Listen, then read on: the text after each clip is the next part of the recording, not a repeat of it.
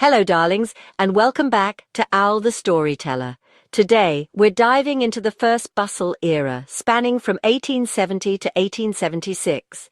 Imagine a world of elegance, structure, and silhouettes that emphasize the derriere. Forget what you think you know about Victorian fashion. This era embraced curves and dramatic romance. The First Bustle Era marked a distinct departure from the earlier crinoline period with major changes. So grab your smelling salts because we're about to embark on a whirlwind tour of the First Bustle Era. The First Bustle Era marked a dramatic shift from the earlier crinoline period, with the most obvious change being the silhouette. Gone were the massive bell-shaped skirts. Fullness was now concentrated at the back. This new silhouette featured soft draping and cascading fabrics that flowed gracefully. Imagine layers of delicate fabrics like silk, satin, and tulle, creating a sense of movement and romanticism. Corsets became longer, extending over the hips to create that coveted hourglass figure. This emphasis on a tiny waist and fuller backside defined the era's aesthetic. It was a look that exuded both elegance and sensuality. The First Bustle Era was a time of incredible innovation in garment construction. Early bustles were soft and pliable, often made from layers of fabric, horsehair, or cork.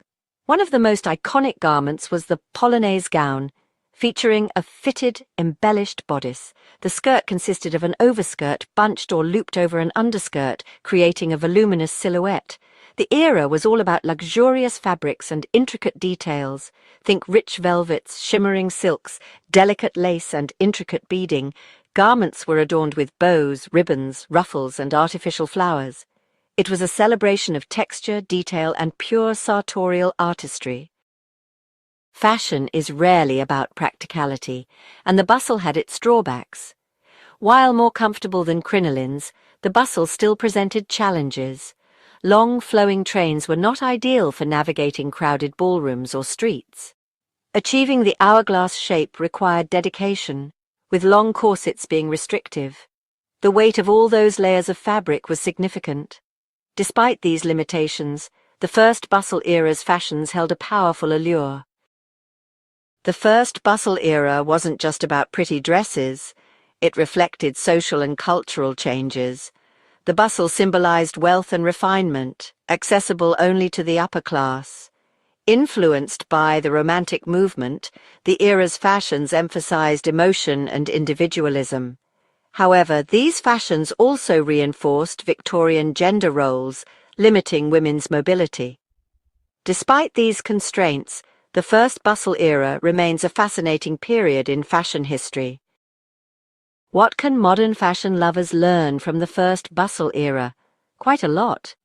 This period offers a masterclass in draping, layering, and structural garment construction. Designers like Alexander McQueen and Vivienne Westwood have drawn inspiration from this era. The First Bustle Era reminds us that fashion reflects our history, values, and aspirations. Studying historical fashion helps us understand how cultures used clothing to express themselves. So embrace a little drama, a little romance, and a whole lot of history. Well, darlings, that was a whirlwind tour through the First Bustle Era. From dramatically draped skirts to tiny waists, it was a time of incredible beauty and innovation. I hope you enjoyed this journey back in time. Let me know which Victorian trend fascinates you most in the comments below.